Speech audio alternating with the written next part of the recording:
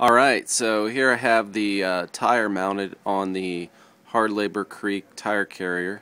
I'll give you a little tour of how everything goes. As just a minute ago I showed you, go ahead and screw this nut on, and there it is with a huge washer down in there. Haven't filled it with grease yet just because I'm still mocking things up. This screws on here. Someday I'd like to have that anodized green. It'd look pretty kick-ass.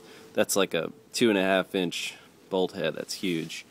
Anyway, so I did pretty well with trying to get this thing parallel. You can see I didn't get perfect in making it parallel with the bumper, but that's just kind of how it turned out. The tire is higher than normal stock, but not so high that you still can't use your rear view mirror.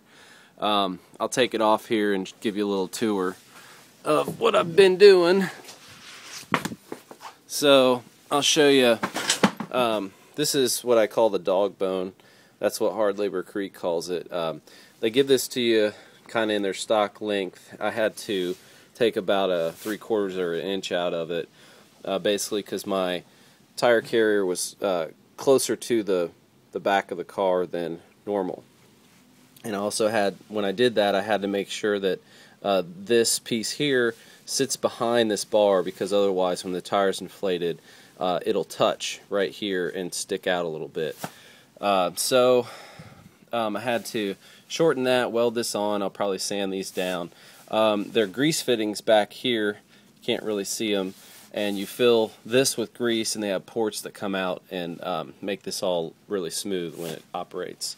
I'll go ahead and show you what it looks like when you move the door here. Basically it's a parallelogram, a hinge on each corner of a parallelogram. You can see that come out there and how she operates. It's a little hard to do while you're filming, but you can kind of get the idea. It will swing all the way out past 90 degrees, and nothing touches, so that's good. Anyway, this is rated at 1,500 pounds, so someday it would be cool to like put a chair here and you could swing out and like stand here, sit here when you're going down the off-road trail and probably kill yourself. But anyway, it's a pretty neat tire carrier. It is definitely a little overkill, but isn't everything with a Land Rover. Alright, signing off. Just wanted to give you guys a tour. Now it's time to paint and weld the top part of this bumper on, and so I can be done with all this before it gets too cold.